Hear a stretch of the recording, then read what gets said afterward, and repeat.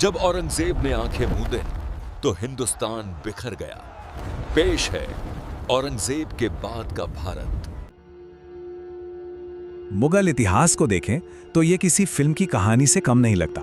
खासकर औरंगजेब के बाद का जो दौर है, अरे उसमें तो ड्रामा है, राजनीति है, गद्दी के लिए खूनी लड़ाइयां हैं, कमजोर बादशाह हैं और देखते ही देखते एक विशाल साम्राज्य का बिखर जाना है। तो आज हम इसी कहानी की परतें खोलेंगे, मतलब कैसे दुनिया की सबसे मजबूत ताकतों में से एक मुगल साम्राज्य ताश के पत्तों की तरह ढह गया। चलिए इस दिलचस्प कहानी की गहराइयों में उतरते हैं। कहानी की शुरुआत होती है एक ऐसी घटना से जिसने पूरे साम्राज्य की नींव ही हिलाकर रख दी।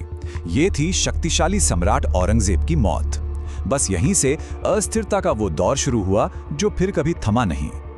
देखिए, 1707 में जैसे ही औरंगजेब की मृत्यु हुई, उसके 3 बेटों मुअज्जम, आजम शाह और काम बख्श के बीच सत्ता के लिए एक भयानक जंग छिड़ गई। इस जंग में जीत तो बहादुर शाह प्रथम की हुई, लेकिन ये साम्राज्य के लिए कह सकते हैं एक बहुत ही कमजोर शुरुआत थी। बहादुर शाह को एक खिताब मिला, शाह ए बेखबर, मतलब बेपरवाह राजा। ऐसा इसलिए क्योंकि उसके दौर में साम्राज्य का अनुशासन टूटने लगा था। मराठा, सिख, जाट, राजपूत हर तरफ से चुनौतियां सिर उठा रही थीं और वो उन्हें संभालने में पूरी तरह नाकाम साबित हो रहा था। अब हम कहानी के एक ऐसे दौर में पहुंचते हैं जहां मुगल बादशाह सिर्फ नाम के शासक रह गए थे। असली ताकत तो दरबार के शक्तिशाली अमीरों के हाथ में थी, जो उन्हें अपनी उंगलियों पर नचा रहे थे। जरा बहादुर शाह प्रथम के बाद के दौर को देखिए, शासक कितनी तेजी से बदल रहे थे।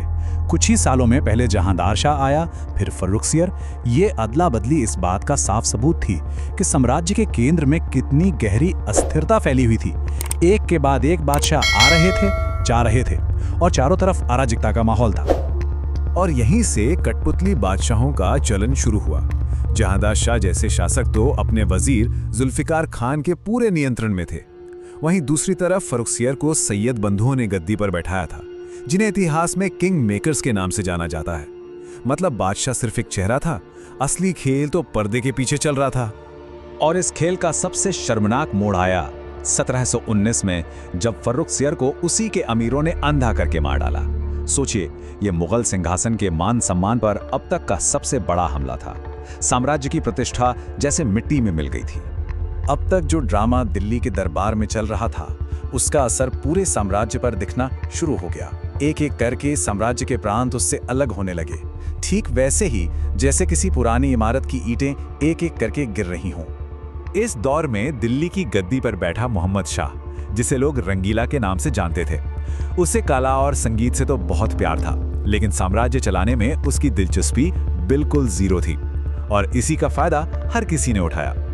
रंगीला के लंबे लेकिन बिल्कुल बेअसर शासन में साम्राज्य का नक्शा ही बदल गया। हैदराबाद, बंगाल और अवध जैसे बड़े बड़े प्रांत लगभग आजाद हो गए। मराठा ताकत अपने चरम पर पहुंच रही थी और इन सब के बीच अंग्रेज वो चुपचाप अपनी जड़ें जमा रहे थे। साम्राज्य अंदर से तो खोखला हो ही चुका था, लेकिन अब उसे बाहर से एक ऐसा जबरदस्त झटका लगने वाला था जो उसके ताबूत में आखिरी कील साबित हुआ। ये मुगल साम्राज्य के इतिहास का शायद सबसे अपमानजनक पल था। साल था 1739। फारस के शासक नादिर शाह ने भारत पर हमला कर दिया। ये वो विनाशकारी हमला था जिससे मुगल साम्राज्य फिर कभी उभर ही नहीं पाया। नादिर शाह की सेना ने दिल्ली में जो किया वो कल्पना से भी परे था। शहर को बेरहमी से लूटा गया, हजारों लोगों का कत्लेआम हुआ और वो अपने साथ मशहूर पीकॉक थ्रोन यानी मयूर सिंहासन और बेशकीमती कोहे नूर हीरा भी ले गया। उस वक्त के लिखने वालों ने लिखा है कि दिल्ली की सड़कों पर लाशों के सिवा कुछ नहीं था।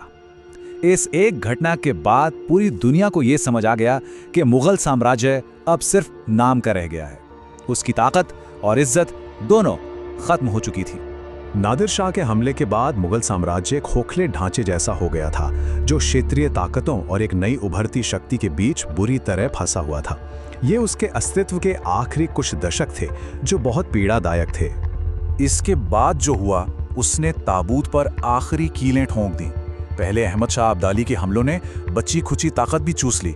फिर 1761 में पानीपत की तीसरी लड़ाई हुई और कमाल की बात यह है कि मुगल अपनी ही जमीन पर सिर्फ दर्शक बने रहे और आखिर में 1764 की बक्सर की लड़ाई, ये वो पल था जब अंग्रेजों ने सबको हराकर अपनी बादशाहत साबित कर दी। बादशाह शाह आलम द्वितीय की हालत इतनी खराब हो गई थी कि एक कहावत मशहूर हो गई, सल्तनते शाह आलम अज दिल्ली ता पालम। इसका मतलब था कि बादशाह का साम्राज्य अब दिल्ली से बस पालम तक ही सिमट कर रह गया है। बक्सर की लड़ाई के बाद तो मुगल बादशाह असल में अंग्रेजों के पेंशनर बन गए, मतलब अपनी ही सल्तनत में गुजारे भत्ते पर जी रहे थे।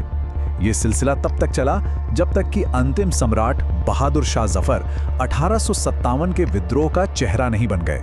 विद्रोह नाकाम हुआ, उन्हें बर्मा भेज दिया गया और 1858 में अंग्रेजों ने मुगल साम्राज्य को हमेशा के लिए खत्म कर दिया। तो ये थी एक महान साम्राज्य के पतन की पूरी कहानी। लेकिन सवाल ये है कि आखिर ये सब हुआ क्यों? चलिए अब उन सभी कारणों को एक साथ रखकर समझते हैं जिन्होंने इस विशाल पतन को अंजाम दिया। असल में ये किसी एक वजह से नहीं हुआ, ये एक परफेक्ट स्टॉर्म था जहां कई चीजें एक साथ गलत हो गईं। कमजोर बादशाह, गद्दी के लिए खूनी लड़ाइयां, मराठा और सिखों जैसी क्षेत्रीय ताकतों का उठना, नादिर शाह और अब्दाली के विनाशकारी हमले, और इन सब के बीच अंग्रेजों का बड़ी चालाकी से अपनी शक्ति बढ़ाना। मुगल साम्राज्य का पतन हमें एक बहुत बड़ा और जरूरी सबक सिखाता है। वो ये कि जब नेतृत्व कमजोर और दिशाहीन हो जाता है तो फिर कितनी भी बड़ी और शक्तिशाली व्यवस्था क्यों ना हो, वो अपने ही बोझ तले दबकर ढह जाती है। तो ये कहानी हमें एक बड़े सवाल पे लाकर छोड़ती है। मुगल साम्राज्य के पतन की सबसे बड़ी वजह क्या थी? क्या ये कमजोर बादशाहों की नाकामी थी, या बाहरी हमलों का असर था, या फिर अंग्रेजों की रणनीतिक चालाकी? ये एक ऐसा सवाल है जिस पर आज भी इतिहासकार सोचते हैं और बहस करते हैं।